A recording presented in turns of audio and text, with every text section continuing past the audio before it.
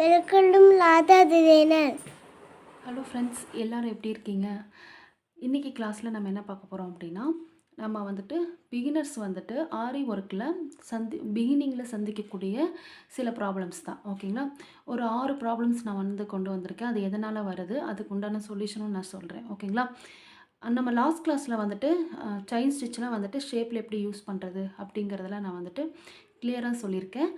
அதை பார்க்காதவங்க இந்த வீடியோ பார்த்துட்டு இருந்தீங்க அப்படின்னா அந்த வீடியோவும் பாருங்கள், உங்களுக்கு யூஸ்ஃபுல்லாக இருக்கும். நம்ம சேனலில் நிறைய யூஸ்ஃபுல்லான வீடியோஸ் போட்டுகிட்டே இருக்கேன். இனியும் நிறைய யூஸ்ஃபுல்லான வீடியோஸ் வந்துக்கிட்டே இருக்கும். அதனால் வந்துட்டு பெல் பட்டனை கிளிக் பண்ணிக்கோங்க, என்னோடய சேனலை சப்ஸ்கிரைப் பண்ணிக்கோங்க. ஓகேங்களா? ஓகே, ஃபஸ்ட்டு என்னென்ன ப்ராப்ளம் நான் சொல்லிடுறேன். முதல் எடுத்தோடனே வந்துட்டு கை வலிக்குது அப்படின்னு சொல்லுவாங்க. அது எதனால் அப்படின்னு சொல்கிறேன். ரெண்டாவது வந்துட்டு என்ன அப்படின்னா, கிளாத்தில் வந்துட்டு போடும்போது சுருக்கம் வருது அப்படின்னு சொல்லுவாங்க. ஓகேங்களா?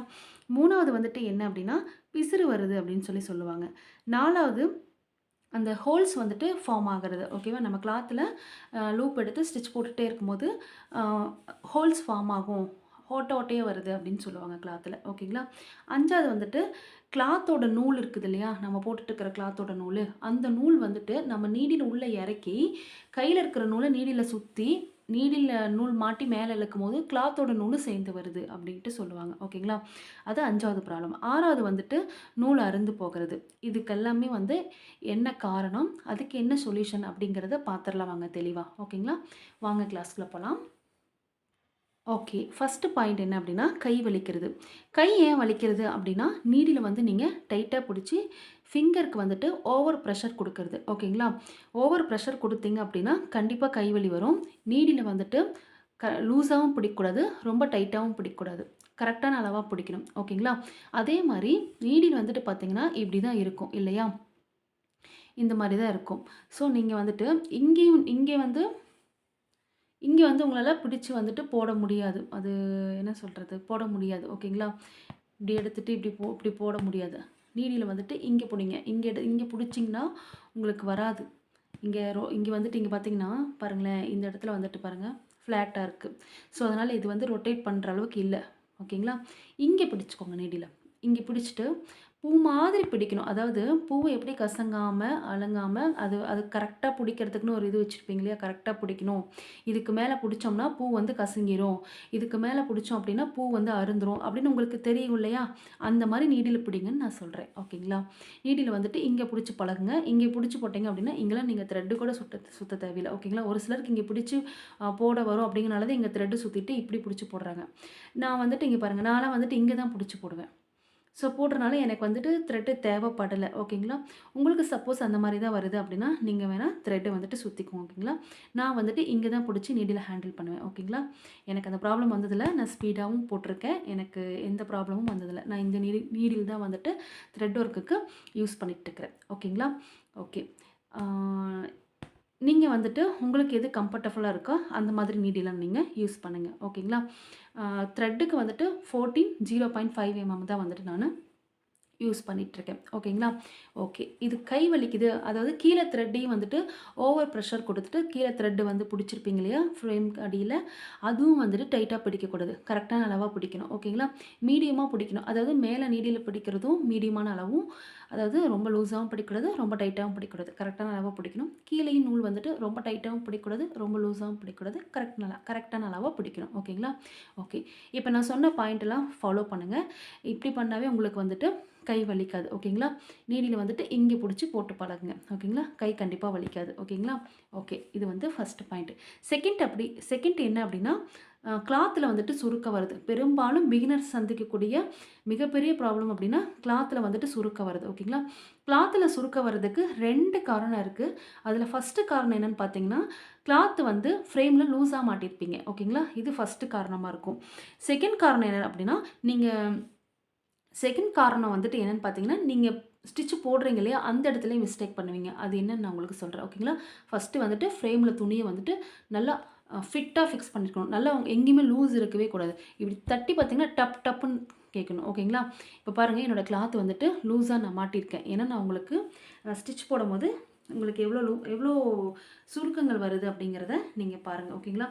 நான் இப்போ வந்துட்டு நான் சொல்லித்தரதை நல்லா கவனிச்சிங்கனாவே நீங்கள் அதை வந்து கரெக்ட் பண்ணிக்குவீங்க. ஓகேங்களா? பாருங்கள், கிளாத் பாருங்கள் லூஸாக தான் இருக்குது. உங்களுக்கு தெரியுதுங்களா? கிளாத் லூஸாக இருக்குது அப்படின்னாவே இப்படி நீடில் மாட்டி இழுக்கும்போது இங்கே பாருங்களேன் மேலே தூக்கிட்டு வருது. அப்போ கண்டிப்பாக 100% கிளாத் வந்துட்டு லூஸாக இருக்குது. ஓகேங்களா? கிளாத் வந்துட்டு இப்படி நீடிலோட மாட்டிட்டு எப்பவுமே வரக்கூடாது. இங்கே பாருங்கள் எப்படி வருதுன்னு. கிளாத் லூஸாக இருக்குது. ஓகேங்களா? ஓகே. இப்போ லூஸாக இருக்கிற கிளாத்தில் நான் வந்துட்டு ஸ்டிச் போட்டேன் அப்படின்னா எப்படி இருக்கும் அப்படிங்கிறத நீங்கள் நல்லா கவனித்து பாருங்களேன். எப்பயும் பேக் போயிட்டு ஒரு குட்டி செயின் எடுத்துகிட்டு வருவோம் பாருங்கள். நான் மெதுவாக தான் எடுத்து போடுறேன். ஆனாலும் எனக்கு இடையில சில சுருக்கங்கள் வருது. ஓகேங்களா? ஓகே பாருங்கள். ஓகே.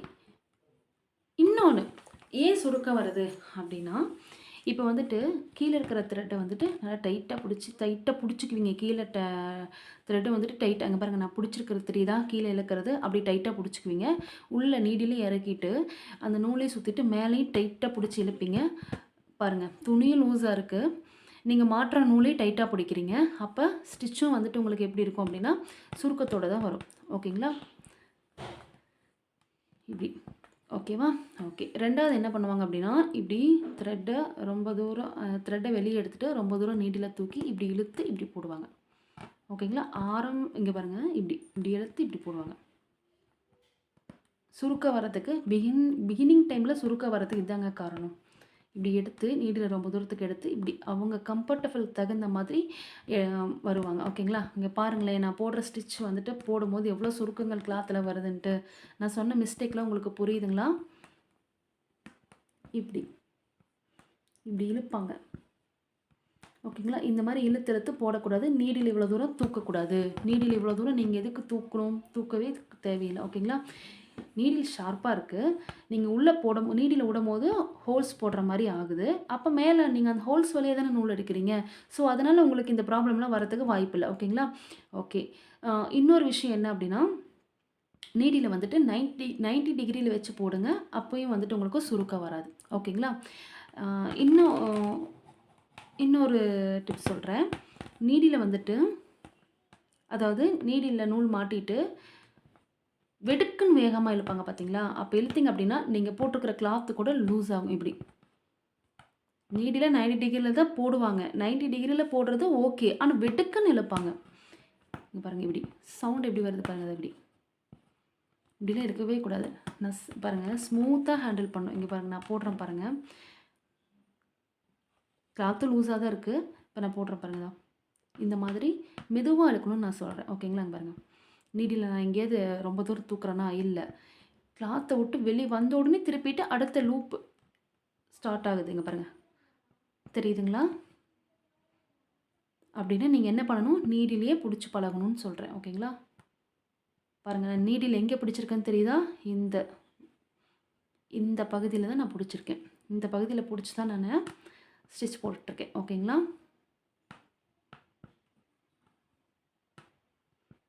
நீடில் ரொம்ப தூரம் தூக்கக்கூடாது. ஓகேங்களா? பாருங்கள், கிளாத் வந்துட்டு லூஸாக இருக்கனால சுருக்க வருதுங்களா? ஓகே. அப்போ என்ன பண்ணணும், கிளாத்தை வந்து டைட்டாக நம்ம வந்துட்டு ஃபிக்ஸ் பண்ணியிருக்கணும். ஓகேங்களா?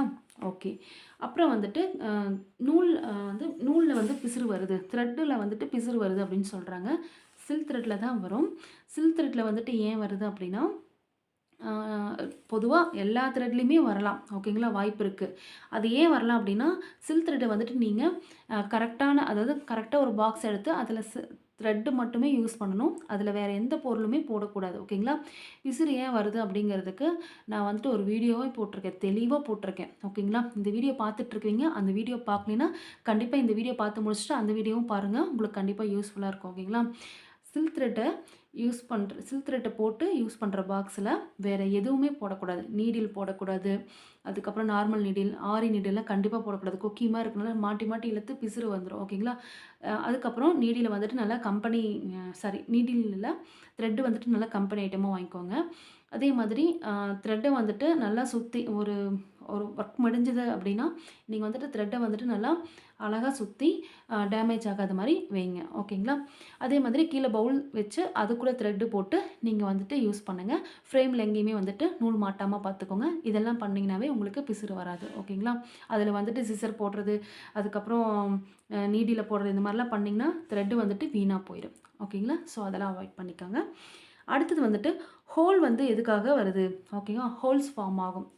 நம்ம வந்துட்டு ஸ்டிச் போடும்போது ஹோல்ஸாக தெரியும். ஓகேங்களா? இந்த கிளாத் வந்துட்டு பலகர கிளாத். ஓகேங்களா? இதில் போடும்போது இருந்தே நீங்கள் அந்த ஹோல்ஸ் வராமல் போட்டு பழகுங்க. ஓகேங்களா? இங்கே பாருங்கள். இப்போது நான் ஃபஸ்ட்டு வந்துட்டு ஃப்ரேமை நான் டைட் பண்ணிக்கிறேன். ஏன்னா இங்கே பாருங்கள் துணி எவ்வளோ லூஸாக இருக்குன்ட்டு. ஓகேவா? துணியை டைட் பண்ணிட்டா சுருக்கம் வராது. நீங்கள் மேலே கீழே நூல் சுற்றி மேலே எடுக்கும்போது டைட்டாக இழுக்காமல், கீழே சுற்றுற நூலையும் டைட்டாக பிடிக்காமல், மேலே இருக்கிற நூல் மேலே நீடியில் மாட்டி இருக்கிற நூலையும் டைட்டாக பிடிக்காமல் போட்டிங்கனாலும் உங்களுக்கு வந்துட்டு சுருக்கம் வராது. ஓகேங்களா? ஓகே. இப்போ வந்துட்டு ஹோல்ஸ் எதனால் வந்து ஃபார்ம் ஆகுது அப்படிங்கிறத நான் சொல்கிறேன். ஃபஸ்ட்டு வந்துட்டு நான் ஃப்ரேமை டைட்டாக மாட்டிட்டு வந்துடுறேன். இருங்க. ஓகே, நான் வந்துட்டு ஃப்ரேம் நல்லா டைட்டாக மாட்டிட்டேங்க பாருங்கள். எங்கேயாவது த்ரெட்டு மேலே ஏதாவது கிளாத் வருதான்னு பாருங்கள். வரல. அப்படியே பிடிச்சி இழுத்தாலும் எங்கேயாவது கிளாத் வருதுங்களா பாருங்கள், ஃபிட்டாக இருக்குது. ஓகேங்களா? அதுவாக இருந்தால் நூலோடு அப்படியே நூல் அப்படியே இழுத்துட்டு வரும். நீடியில் மாட்டி கிளாத்தும் சேர்த்து இழுத்துட்டு வரும். ஓகேங்களா? ஓகே, கிளாத் வந்துட்டு ஃபிட்டாக மாட்டியிருக்கோம் அப்படிங்கிறதுக்கு ஒரு எக்ஸாம்பிள் இப்படி தட்டி பார்க்கணும். இந்த மாதிரி சவுண்டு வரணும். வந்துச்சு அப்படின்னா கிளாத் நல்லா ஃபிட்டாக மாட்டிருக்கீங்க அப்படின்ட்டு அர்த்தம். ஓகேங்களா? நல்லா உங்களுக்கு கிளாத் வந்து நல்லா ஃப்ரேமில் ஃபிக்ஸ் ஆகிருக்கு, டைட்டாக இருக்குது அப்படின்னு சொல்லிட்டு அர்த்தம். ஓகேங்களா? இப்போ வந்துட்டு ஹோல்ஸ் எதனால் வருது அப்படின்னு பார்த்தீங்கன்னா, இப்போ நீங்கள் வந்துட்டு எப்பயும் போல் த்ரெட்டை வந்துட்டு மேலே எடுத்துக்கலாம். எடுத்துட்டு ஒரு பேக் செயின் போடுவீங்க இல்லையா? இங்கே பேக் செயின் போட்டு இப்படி திருப்பும் போது இப்படி இழுப்பீங்க. ஓகேங்களா? இப்படி இழுத்து போடும்போது ஹோல்ஸ் வந்து கண்டிப்பாக ஃபார்ம் ஆகும். ஓகேங்களா? நான் அந்த அளவுக்கு இழுக்கலை. இப்போ தெரியுதுங்களா? இப்படி இழுத்து போடுறது. அதுக்கப்புறம் கிளாத்து டைட்டாக இருந்தாலும் நீங்கள் நூல் இழுத்து போட்டிங்கன்னா பாருங்கள் சுருக்க வரும்.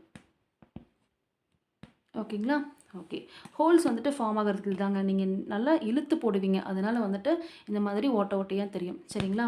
இன்னொன்று என்ன பண்ணுவீங்க அப்படின்னா, பிகினர்ஸ் வந்துட்டு என்ன பண்ணுவாங்க அப்படின்னா, த்ரெட்டு வந்து மாட்டணும் அப்படிங்கிறக்காக இப்படி நீடில் இப்படி சாய்ச்சி வச்சுட்டு அவங்க கம்ஃபர்டபுள் தகுந்த மாதிரி சுற்றி அப்படியே மேலே இழுப்பாங்க. இப்போ சுருக்கம் வரதான் செய்யும் உங்களுக்கு. ஓகேங்களா? இங்கே பாருங்கள், இப்படி குத்தி இப்படி சாய்ப்பாங்க. அவங்களுக்கு வந்துட்டு ஒரு சப்போர்ட்டுக்காக துணியில் அப்படியே நீடியில் சாய்க்கும் போது இங்கே ஒரு சுருக்கம் வருதுங்களா? அப்போ அந்த சுருக்கம் இருக்கும் போதே நீங்கள் கீழே சுற்றி மேலே எடுத்துடுவீங்க. எடுக்கும் போது பாருங்கள் அந்த சுருக்கம் அப்படியே தான் இருக்கும். புரியுதுங்களா? இப்படி நீடியில் சப்போர்ட் பண்ணி நீடியில் வந்துட்டு கிளாத்தில் சாய்ச்சி போடுவாங்க. ஓகேங்களா? அந்த மாதிரி பண்ணக்கூடாது. இப்படி, அதாவது இப்படி, புரியுதுங்களா? இப்படி இழுத்து நல்லா ப்ரெஷர் கொடுத்து அந்த துணி இப்படி தள்ளி, அதுக்கப்புறம் நீடியில் பாருங்கள் எங்கேயாவது 90 டிகிரியில் இருக்கா? இல்லை. அப்படியே தள்ளி இப்படி போடும்போது அங்கே வந்துட்டு உங்களுக்கு ஹோல்ஸும் வரும். பார்த்தீங்களா? ஹோல்ஸும் வரும், அதே சமயம் சுருக்கமும் வரும். அப்படி பண்ணக்கூடாது. ஓகேங்களா? அதாவது த்ரெட்டை வந்துட்டு வெளியே எடுத்துக்கணும். வெளியே எடுத்துட்டு மெதுவாக மேலே எடுத்து இப்படி ஒரு குட்டி லாக் ஸ்டிச் போட்டுட்டு நம்ம அப்படியே ஸ்டார்ட் பண்ணுவோம். எங்கேயாவது ஹோல்ஸ் வந்திருக்குங்களா? வரல. ஓகேங்களா? அழகாக இந்த மாதிரி தான் போடணும். நீங்கள் இப்படி போட்டு இப்படி வெடுக்குன்னு இழுத்திங்கன்னா அந்த நூல் கட் ஆகும். ஓகேங்களா? அதாவது ஃப்ரேமில் மாட்டிருக்கிற கிளாத்தோட நூல் கட் ஆகிறதுக்கு காரணம் இப்படி போட்டு இப்படி வெடுக்குன்னு இழுக்கும் போது ஒரு நூல் கட் ஆனாலும் இங்கெல்லாம் கோடாக தெரியும் ப்ளவுஸில். அப்போ நீங்கள் ப்ளவுஸில் வந்துட்டு நான் அழகாக ஸ்டிச் போட்டிருக்கேன் அப்படின்னாலும் உங்களுக்கு அந்த கோடு அசிங்கமாக தெரியும். ஸோ அதனால் கஸ்டமர் வந்துட்டு கேட்பாங்க உங்ககிட்ட, என்ன இப்படி கோடாக வந்திருக்கு, ப்ளவுஸை டேமேஜ் பண்ணிட்டீங்க அப்படின்னு கேட்பாங்க. ஸோ அதனால் ஆரி போடுறதுக்கு பொறுமை வந்துட்டு ரொம்ப ரொம்ப முக்கியம். ஓகேங்களா? ஓகே, ஹோல்ஸ் வரதுக்கு இதாங்க காரணம். எந்தெந்த இடத்துல வந்துட்டு உங்களுக்கு ஹோல்ஸ் வரும் அப்படின்னா, நீங்கள் பார்த்துட்டிங்க அப்படின்னா ஸ்கொயரில், அதுக்கப்புறம் கார்னர் பகுதியில் அந்த எட்ஜுக்கிட்ட வரும்போதெல்லாம் நீங்கள் வந்துட்டு பேக்கில் போய்ட்டு ஒரு குட்டி செயின் எடுத்துகிட்டு அதுக்கப்புறம் நீங்கள் திருப்புவீங்களே, அந்த இடத்துல ரொம்ப இழுக்கிறதுனால மட்டும்தான் ஹோல்ஸ் வரும். ஸோ அதனால் இழுத்து போடாதீங்க. ஓகேங்களா? அதுக்கப்புறம் பார்த்துட்டிங்க அப்படின்னா, 5வதா நான் என்ன சொல்ல போகிறேன் அப்படின்னா, கிளாத்து வந்துட்டு கிளாத்தோட நூலும் வந்துட்டு சேர்ந்து வருது. பாருங்கள் என்ன பண்ணுவாங்க அப்படின்னா, நீடியில் உள்ளே இறக்கிட்டு இப்படி த்ரெட்டை சுற்றிட்டு இப்படி இழுப்பாங்க. இழுக்கும் போது எனக்கு வந்துடுது. அவங்களுக்கு எப்படி இருக்கும் அப்படின்னா, இப்படி கிளாத்தோட நூலும் சேர்ந்து வருது தெரியுதுங்களா? அப்போ அந்த கிளாத்தோட நூலும் சேர்ந்து வரும்போது என்ன பண்ணுவாங்க அப்படின்னா, இங்கே தான் நீங்கள் மெயினாக கவனிக்கணும். இங்கே பாருங்கள். இப்போ உங்களுக்கு பாருங்கள், நான் சொன்ன மிஸ்டேக்லலாம் நான் சொன்னல இந்த இந்த மிஸ்டேக் பண்ணுறனால தான் ஹோல்ஸ் வருதுன்ட்டு. பாருங்கள் ஹோல்ஸ் எப்படி தெரியுதுன்ட்டு. ஓகே, அதெல்லாம் தவிர்த்துடணும். ஓகேங்களா? ஓகே, இப்போ நான் என்ன சொல்ல வந்தேன் அப்படின்னா, நூல் வந்துட்டு அதாவது கிளாத்தோட நூலும் வந்துட்டு சேர்ந்து வர்றது. கீழே நூல்லாம் மாட்டிடுவீங்க. மேலே இழுக்கும் போது கிளாத்தோட நூல் வரும். வந்த உடனே என்ன பண்ணுவாங்க, வரவே மாட்டேங்குது அப்படின்னு சொல்லி அந்த நூலை சேர்த்து பிச்சிருவாங்க. பார்த்தீங்களா? இந்த நூல் வந்துட்டு பிஞ்சிருச்சு. இப்போது தெரியுதுங்களா உங்களுக்கு? நூல் வந்துட்டு டேமேஜ் ஆயிடுச்சு. இங்கே பாருங்கள், அந்துருச்சு நூல். இந்த நூல் தெரியுதுங்களா உங்களுக்கு? அந்துருச்சு. அப்போ என்ன ஆகும், இந்த இடத்துல கோடு கோடாக வரும் ப்ளவுஸில். இப்படி ஒரு நூலை பிச்சிட்டிங்கன்னா அந்த நூலோட லைன் வந்துட்டு என்ன ஆகும், நீங்கள் அந்த நூலை அறுத்துட்டிங்க இல்லையா, அதோட கோடு வந்துட்டு அப்படியே ஃபார்ம் ஆகும். ஸோ ப்ளவுஸில் அசிங்கமாக தெரியும். நூல் வந்துட்டு மேலே வர்றதுக்கு காரணம், நீங்கள் நீடியில் வந்துட்டு 90 டிகிரியில் வச்சு போடலை அப்படிங்கிறது தான் ரீசன். ஓகேங்களா? நீடியில் வந்துட்டு 90 டிகிரியில் வச்சு போடுங்க, உங்களுக்கு கிளாத்தோட நூல் மாட்டிட்டு வராது. ஓகேங்களா? அப்புறம் வந்துட்டு கிளாத்தோட நூல் அப்பயுமே வருது அப்படின்னா, பிகினர்ஸ் வந்து என்ன பண்ணுறீங்க அப்படின்னா, இப்படி நான் வந்துட்டு இப்படி உள்ளே இறக்கணுன்னு இங்கே பாருங்கள், இந்த இந்த நுனிப்பகுதி இறக்கணுன்னுமே எங்களுக்கு உள்ளே போயிட்டு மேலே வந்துடும். நாங்கள் உடனே மேலே எடுத்துகிட்டு த்ரெட் எடுத்துகிட்டு உடனே திருப்பி அடுத்த லூப் எடுக்க போயிடுவோம். ஆனால் பிகினர்ஸ் வந்து அப்படி ஃபஸ்ட்டு பிகினிங் டைமில் வராது.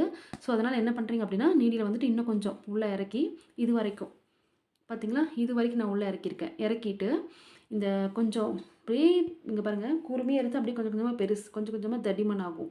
கொஞ்சம் தடிமனாக இருக்கிற இடத்துல தடிமனாக இருக்கிற இடம் வரைக்கும் உள்ளே இறக்குங்க. உள்ளே கனமாக இருக்கிற இடம் வரைக்கும் உள்ளே இறக்குனீங்க அப்படின்னா பெரிய ஹோல்ஸாக விலகும். அப்போ நீங்கள் கீழே மாட்டுற நூல் வந்துட்டு மேலே அழகாக வந்துடும். சரிங்களா? ப்ராக்டிஸ் பண்ண உங்களுக்கு வந்துடும். இப்படி லைட்டாக இறக்கி எங்களுக்கு இப்படி வந்துடும்.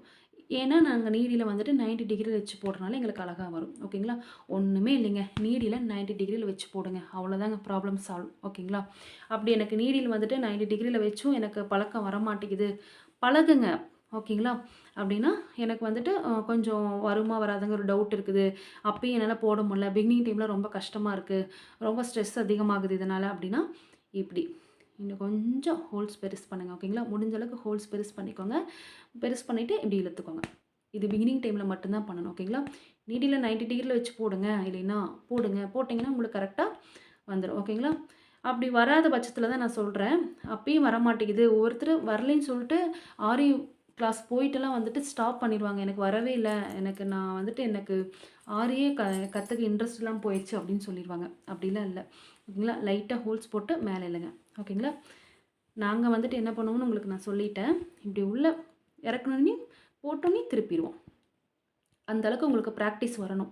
அப்போ நீங்கள் 90 டிகிரியில் வச்சு கொஞ்சம் ஹோல்ஸ் பெருசு பண்ணுங்கள். பெருசு பண்ணிவிட்டு எடுங்க, வந்துடும். புரிஞ்சுதுங்களா? நீடிலே 90 டிகிரியில் வச்சுக்கணும். வேணால் ஹோல்ஸ் வேணால் இன்னும் கொஞ்சம் பெருசு பண்ணிக்கோங்க, நூல் மாட்டுதுன்னா அப்போ எடுங்க. நீடியில் 90 டிகிரியில் வச்சு போட்டிங்கனாவே வராதுங்க, கண்டிப்பாக வராது. ஓகேங்களா? ஓகே, இந்த மாதிரி ப்ராக்டிஸ் பண்ணுங்கள். உங்களுக்கு வந்துட்டு கிளாத்தோட த்ரெட்டும் சேர்ந்து வராது. ஓகேங்களா? ஓகே, 6வது பார்த்துட்டிங்க அப்படின்னா, நூல் வந்துட்டு அறுந்து போகிறதுக்கு என்ன ரீசன் அப்படின்னா, ஒன்றும் இல்லைங்க. அது என்ன பண்ணுவீங்கன்னா, த்ரெட்டெல்லாம் மாட்டிடுவீங்க, நீடிலே 90 டிகிரியில் வச்சுருப்பீங்க, எல்லாமே பண்ணுவீங்க, ஆனால் அறுந்து போகும். வெடுக்குன்னு இழுப்பீங்க. இப்படி நான் முதல்ல சொன்ன மாதிரி வெடுக்குன்னு இழுத்திங்கன்னா கிளாத்தோட நூல் வந்துட்டு அப்படியே அறுந்து போயிருங்க. ஒரு நூல் மாட்டினாலும் அறுந்து போயிடும். அறுந்து போகும்போது லைனாக ஃபார்ம் ஆகும். இப்படி லைனாக வரும். ஒரு நூலை பிச்சு எடுத்திங்கன்னா உங்களுக்கு அந்த கேப், அந்த லைன் வரும்ல, உங்களுக்கு தெரியும்னு நினைக்கிறேன் நான் சொல்கிறது. அந்த மாதிரி லைனாக ஃபார்ம் ஆயிரும். ஸோ அதனால் ஆரி ஒர்க்கு போடும்போது திருப்பி சொல்கிறேன், பொறுமை ரொம்ப முக்கியம். நம்ம பூ வந்து கட்டும் போது பூவை அருந்தும் போகாமல், அதே சமயம் கசங்காமல் எப்படி பொறுப்பாக கட்டுவோமோ அந்த மாதிரி த்ரெட்டு கட்டும் ஆகக்கூடாது. நாம் என்ன பண்ணுறோமோ அந்த லூப்பை வந்துட்டு கரெக்டாக நம்ம மேலே எடுத்து அடுத்தடுத்த ஸ்டிச் போட்டுட்டு போயிட்டே இருக்கணும். ஓகேங்களா? ஓகே ஃப்ரெண்ட்ஸ், இந்த கிளாஸ் வந்துட்டு உங்களுக்கு ரொம்ப ரொம்ப பிடிச்சிருக்குன்னு நினைக்கிறேன். என்னென்ன பார்த்துருக்கோம் அப்படின்னா, கை ஏன் வலிக்குது ஆரி போடும்போது அப்படிங்கிறத நம்ம பார்த்தோம். ரெண்டாவது வந்துட்டு கிளாத்தில் வந்துட்டு சுருக்கம் வருது. ஒன்று கிளாத் வந்துட்டு டைட்டாக இல்லாமல் இருக்கும், அதனால் சுருக்கம் வரும்.